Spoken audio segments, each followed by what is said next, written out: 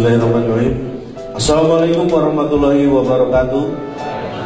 Selamat malam, salam sejahtera. Saya Cak Lontong, salam lembar. Terima kasih, bahagia sekali rasanya saya malam hari ini bisa hadir di sini. Walaupun sebenarnya di saat yang bersamaan ini ada acara di Kementerian Kesehatan, tapi saya memilih hadir di Charlton untuk Annual Report Award 2014. Mohon ini tidak perlu tepuk tangan, saya tidak hadir di sana karena memang tidak diundang. Saya hanya menyampaikan informasi di sana ada calon. Pak Mulyaman, luar biasa Pak. Beliau ini menganggap saya seperti saudara sendiri. Nanti ketemu beliau di depan, selamat malam Pak Mulyaman. Saudara siapa ya? Sudah menganggap saya saudara. Kalau hari-hari biasa itu menghadap Pak Mulyaman itu waktunya susah sekali, beliau sibuk. Tapi alhamdulillah dan saya bersyukur karena malam hari ini justru Bapak Mulyaman yang menghadap saya. Terima kasih Pak. Maksudnya beliau duduknya menghadap saya. Kalau Pak Tito punya kedekatan emosional dengan saya, makanya beliau kalau dekat dengan saya itu bawanya pengen emosi. Terima kasih Pak. Ini hanya bercanda karena sebenarnya saya ini stres. Saya disuruh stand up dengan tema, makanya saya bawa ini supaya saya tidak salah. Akuntabilitas dan transparansi informasi untuk memenangkan persaingan bisnis dalam era integrasi ekonomi Asia. Memahami arti kalimat ini saja saya kesulitan. Apalagi untuk menciptakan materi joke dengan tema ini. Saya berusaha, semalam saya nggak sempat tidur. Saya berusaha mencari semampu saya. Tetapi menurut saya, pemahaman saya intinya, kita harus ingat dengan apa yang dilakukan oleh PT Kereta Api dengan filosofi gerbong. Untuk melaksanakan tema kita ini, kita butuh peran eksekutif. Maksudnya apa? Biasanya gerbong ekonomi dan bisnis itu berjalan bersama. Nah, gerbong eksekutif ini biasanya hanya menggandeng gerbong restorasi. Filosofi ini yang kita lakukan. Jadi dibutuhkan kemampuan dan kemauan dari eksekutif untuk bisa merestorasi iklim dan situasi yang kondusif supaya ekonomi dan bisnis bergerak maju menghadapi persaingan ke depan. Alhamdulillah, semalam tidak tidur nggak sia-sia. Kalau sebenarnya itu nggak ada isinya juga. Kata-katanya ada hubungannya, gitu saya sudah bersyukur. Berat sekali. Tapi bicara masalah persaingan, apalagi kalau ASEAN, saya yakin Indonesia nggak ada duanya.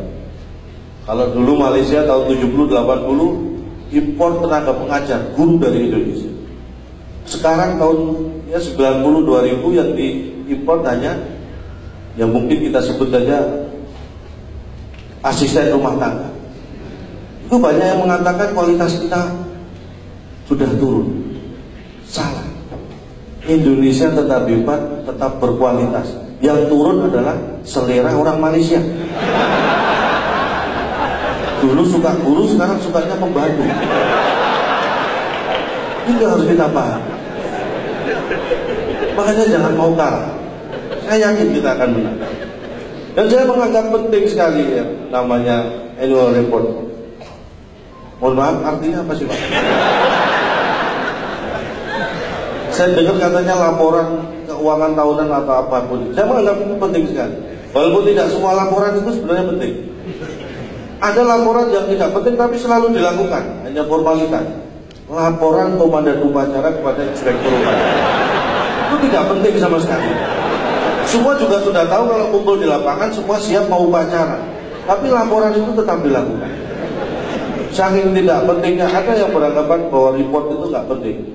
Sampai mungkin presiden kita keempat, Republik Indonesia keempat, selalu mengatakan gitu aja kok report. Saking nggak pentingnya report.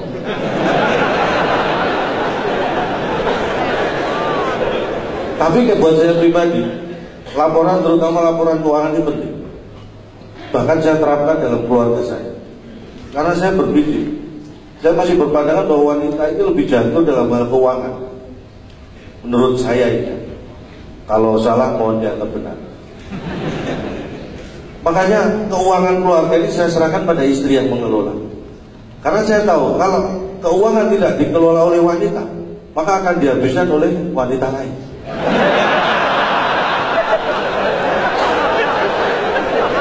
Makanya saya anggap penting. Itulah penting. Dan tepuk tangan buat wanita-wanita Indonesia. Karena itu, ini himbauan saya kepada kaum laki-laki, terutama pada diri saya sendiri.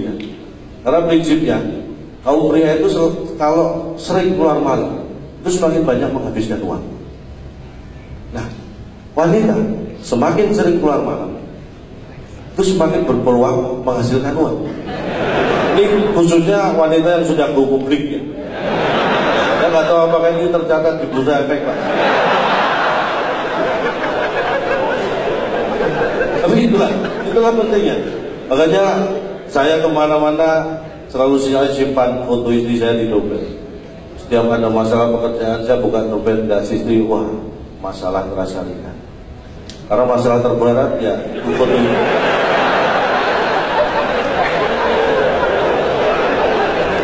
Bicara masalah ekonomi,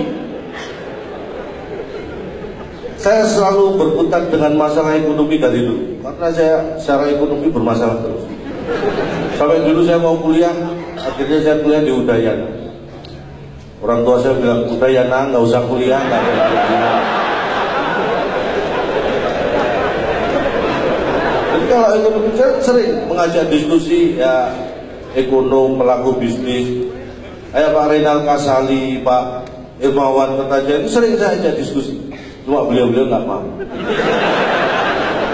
Tapi saya pegang betul pasal 33 Undang-Undang Dasar 1945 bahwa bumi, air, dan kekayaan alam yang terkandung di dalamnya dipergunakan, dikuasai oleh negara dan dipergunakan untuk sebesar-besarnya kemakmuran rakyat. Saya pegang itu, walaupun kenyataannya kekayaan dan sumber daya mineral kita ini banyak dikuasai asing. Emas, tembaga itu dikuasai asing.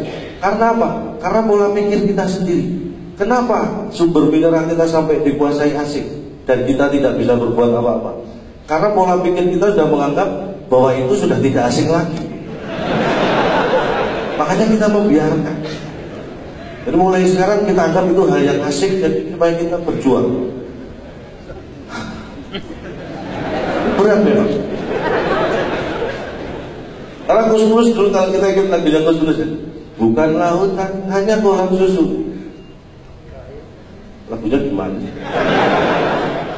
Orang bilang tanah kita tanah surga, tongkat kayu dan batu jadi tanaman.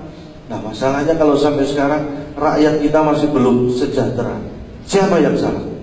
Gus Dur. Kok berani-beraninya nyanyi gitu?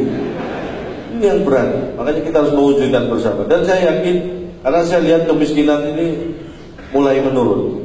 Saya survei sendiri di lingkungan saya. Kemiskinan menurun. Dari dulu kakeknya miskin, bapaknya, sekarang anaknya, cucunya menurun.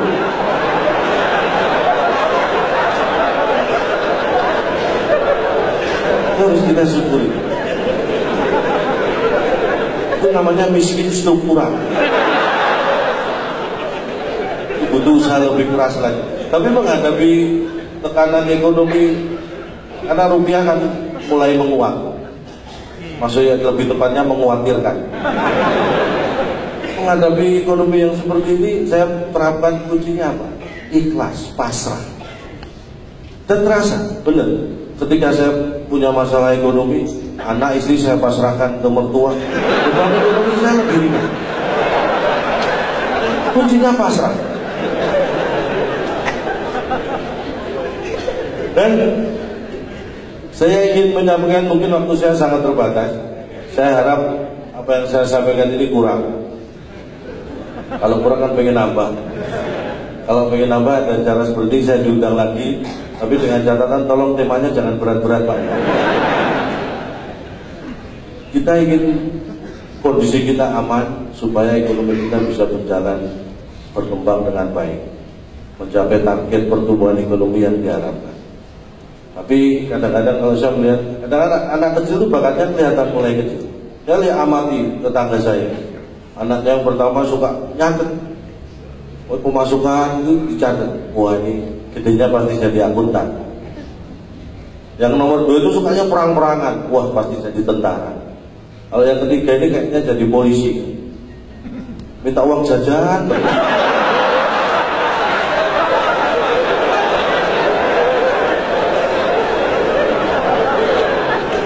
Mohon maaf, karena idealnya di Jepang itu, di Jepang satu polisi mengawasi 250 sampai 300 masyarakat. Nah di Indonesia ini belum bisa ideal seperti itu, karena 250 sampai 300 masyarakat itu baru bisa mengawasi satu polisi. Itu harus kita tingkatkan. Karena saya ingat betul pentingnya ekonomi. Bung Hatta pernah mengatakan bahwa koperasi itu soko guru ekonomi. Dan saya nggak prihatin karena justru sekarang ekonomi guru soko koperasi. Ini yang harus kita rubah, terutama koperasi simpan pinjam. Bapak ketawanya kenceng banget Pak. Saya ada kaspon berapa Pak? Ya mohon maaf, hanya ini yang bisa saya sampaikan.